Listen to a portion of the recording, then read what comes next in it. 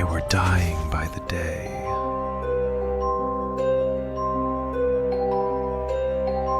At school, they told you about knights and castles, about beautiful ladies and tournaments.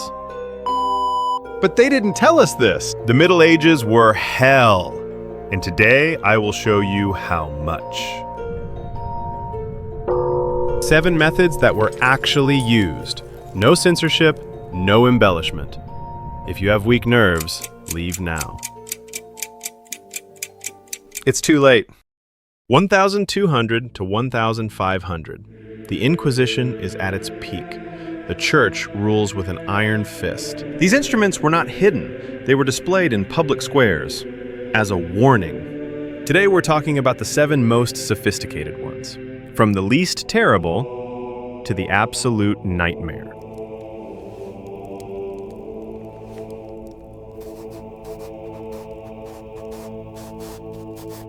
Number 1, the Spanish boot.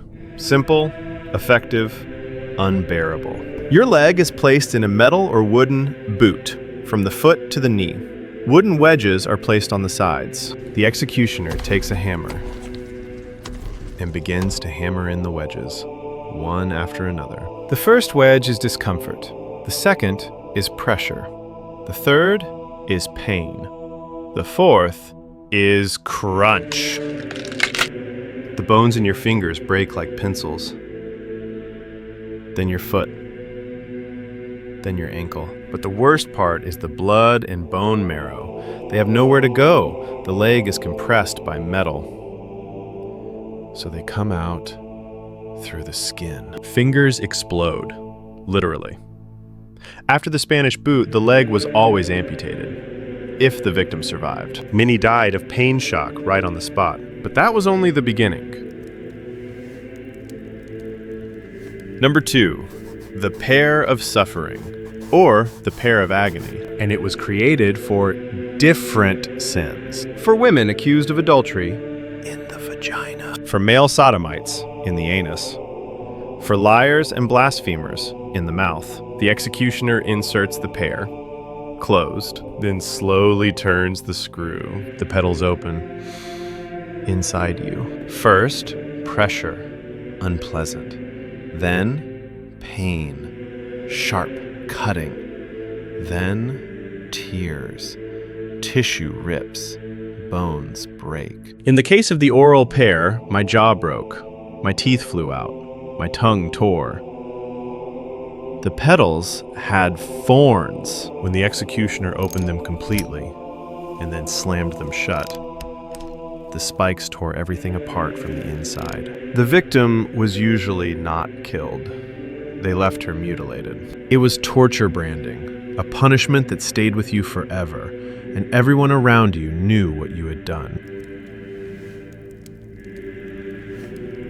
Number 3, the most famous, the stocks. You are lying on a wooden frame. Your arms are tied to one end. Your legs are tied to the other. The executioner turns the wheel.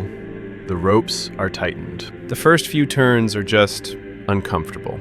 Then the real thing begins. First, the joints come out. Shoulders, hips, knees. But the executioner does not stop. He continues to turn. The spine begins to stretch. The vertebrae separate. The victim becomes 15 to 30 centimeters longer. It doesn't kill you right away, but you're paralyzed forever. You know what's the worst part? They ask you between every turn. Do you confess? No? Another turn.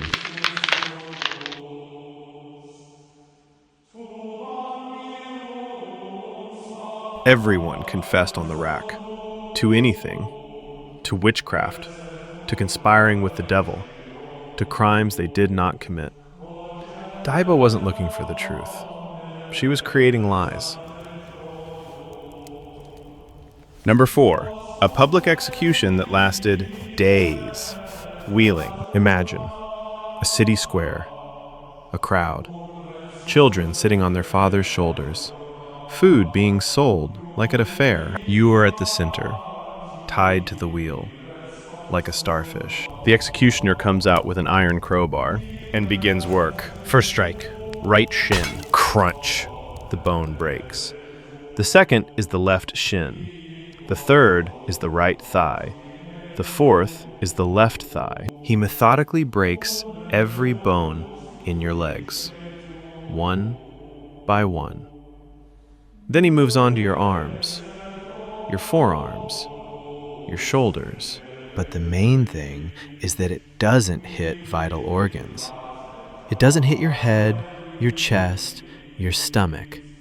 You remain conscious, alive. And then, the most terrifying part. The executioner weaves your broken limbs into the spokes of the wheel, like a braid. Broken bones crunch, piercing muscles from within. The wheel is lifted vertically on a high pole. You're hanging there, on display for the whole town to see. Death comes from thirst, infection, birds of prey, which start pecking at you. Alive. It could last 2 to 3 days. The last wheel tax in Europe was in 1841 in Prussia, less than 200 years ago. Number 5, the most disgusting, rats. No complicated machines. No engineering. Just a cage. Rats. And your body. They tie you to a table. Face up, they place a metal cage on your stomach. The open side faces your skin. Inside are 3 to 4 hungry rats. And then they place hot coals on top of the cage. The cage heats up. The rats panic. They need to get out. Anywhere. Away from the heat. But there's only one way out. Down, through your stomach. The rats start gnawing, scratching, digging. First the skin. Their teeth are sharp. They bite through it in minutes. Then the fat, the muscles. You can feel them moving inside you, scratching, gnawing. They gnaw their way through your stomach. Sometimes they come out through your back. Sometimes they stay inside, devouring your organs.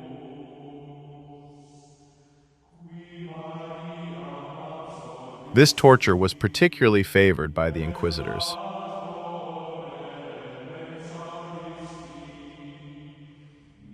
Medieval methods haven't died out, they've just evolved.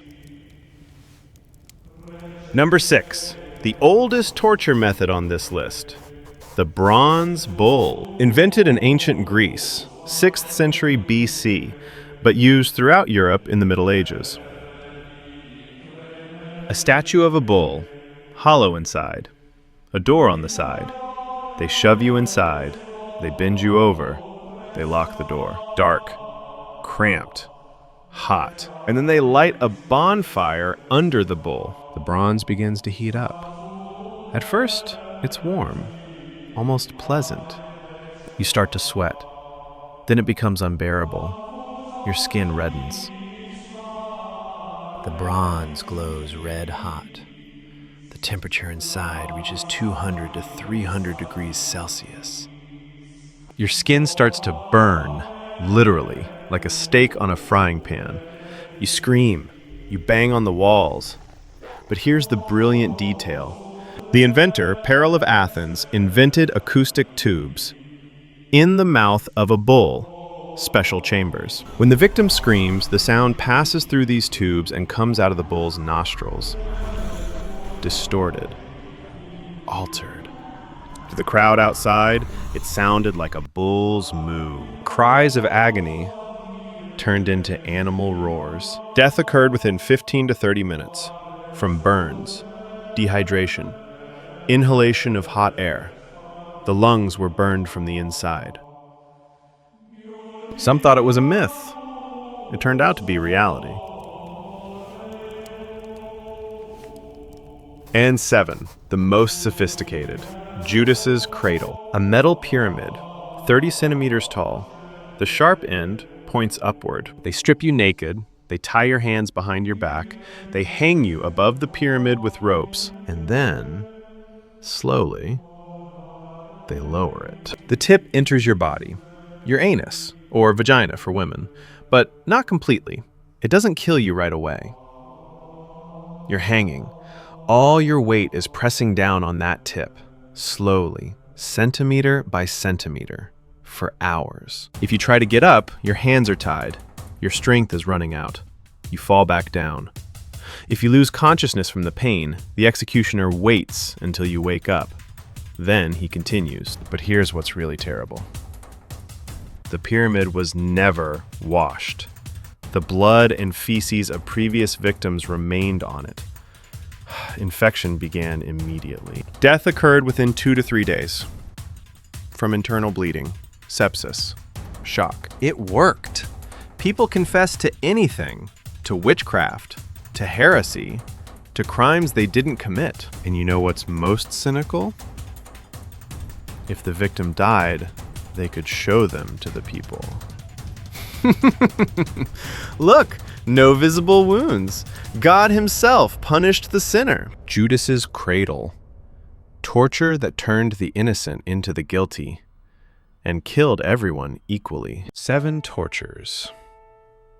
7 methods of inflicting maximum pain. Today they're in museums. Tourists take selfies. But here's what's really scary. The people who came up with this weren't monsters. They were ordinary people, engineers, blacksmiths, priests.